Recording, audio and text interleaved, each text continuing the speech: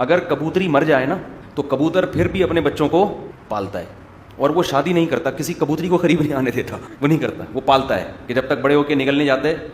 لیکن کبوتر اگر مر جائے نا تو کبوتروں کو, دوسرے کبوتروں کو جب پتہ چلتا ہے نا یہ فیمیل بیوہ ہو گئی ہے اور اس کا ہسبینڈ مارکیٹ سے شارٹ, تو وہ اس کبوتری کو چھوڑتے نہیں ہیں, جس کا رزلٹ یہ نکلتا ہے کہ کبوتری مجبور ہو کے کسی سے شادی بیاہ کر لیتی ہے, اور پھر وہ بیچاری چاہتی ہے اپنے بچوں کو پالنا, لیکن کبوتر اس کے بچوں کو برداشت نہیں کرتا, اور پھر ان بچوں کی بالآخر بڑی بے دردی کے ساتھ موت واقع ہوتی ہے.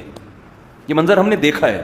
ہمارے گھر میں کہیں کبوتروں نے گھونسلہ بنایا ہوا تھا کھڑکی کی طرف, روشن دان کی طرف, تو وہ بیچارہ کبوتر کہیں پنکھے میں آ کے شہید ہو گیا, کبوتری بیوہ ہو گئی. اب ہوتا کیا تھا, میں تو روزانہ دیکھتا تھا نا کہ کبوتر کے چھوٹے چھوٹے بچے نا ایسے منہ کھول کے بیٹھے ہوئے ہوتے تھے کہ ابو امی آ رہے ہیں, کھانا لے کے آ رہے ہیں. جیسے ہی ماں آتی تو وہ چیچی جیسے بچے شور مچاتے ہیں, ماں ان کو منہ میں دانا ڈالتے. پھر اماں کہیں چلی جاتی تو ابا آتے, وہ دانا ڈالتے. اب کیا ہو گیا ہے کہ وہ بڑا پیارا منظر ہوتا ہے دیکھنے کا, ماں باپ کی محبت نظر آ رہی ہوتی ہے اس میں, چھوٹے چھوٹے معصوم بچے منہ کھول کے کھڑے ہوئے ہیں, اور کبھی اماں آ کے دانا کھلا رہی ہیں, کبھی ابا آ کے دانا کھلا رہے ہیں. وہ ابا کا بیچارے کا انا للہ ہو گیا.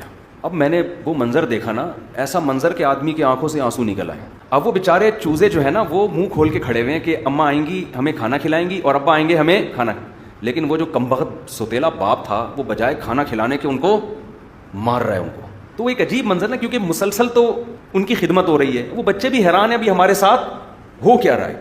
تو میں نے کہا یہ بیچارے تڑپ تڑپ کے مر جائیں گے, یہ ستیلا کمبخت ان کو نہیں چھوڑے گا.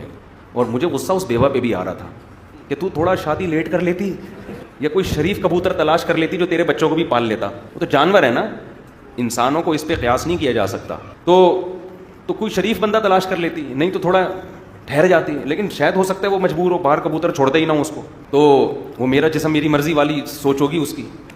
تو بہرحال ہم نے کیا کیا, ان کبوتر کے بچوں کو میں نے ذبح کر دیا. اس لیے ذبح کر دیا کہ میں نے کہا بیچارے تڑپ تڑپ کے مریں گے بھوکے پیاسے, اور وہ وہاں کے ٹارچر کرتا رہے گا یہ سوتیلا کھڑوس جو ہے نا, تو اس لیے بہتر ہے ان کو ذبح کر دو. اب پتہ نہیں ذبح کر کے کھا گئے یا پھینک دیا, کیا کیا یہ مجھے یاد نہیں ہے. آپ کو تجسس ہوگا کیا کیا ذبح کر کے. کبوتر کی کڑھائی بہت مزے کی بنتی ہے, کبوتر کے گوشت میں ہیک ہوتی ہے تھوڑی سی, اگر کوئی ایکسپرٹ ہو نا تو اس طرح سے پکاتا ہے کہ اس کی ہیک ختم ہو جاتی ہے. پھر بہت زبردست ہے کبوتر کی کڑھائی, کھا لیا کرو. بہت زیادہ کبوتر کی بیٹوں میں بیماریاں ہیں, تو یہ جو لوگ کبوتروں کو, جنگلی کبوتر اتنے غول کے غول ہو گئے ہیں, کھانا شروع کرو, تھوڑا ان کی شارٹ کرو, مارکیٹ سے کم کرو. ہر جگہ بیٹیں پھیلا رہے ہیں. دیکھو جانور کی بھی خدمت پر ثواب ملتا ہے, لیکن پہلے کون ہے؟ انسان ہے.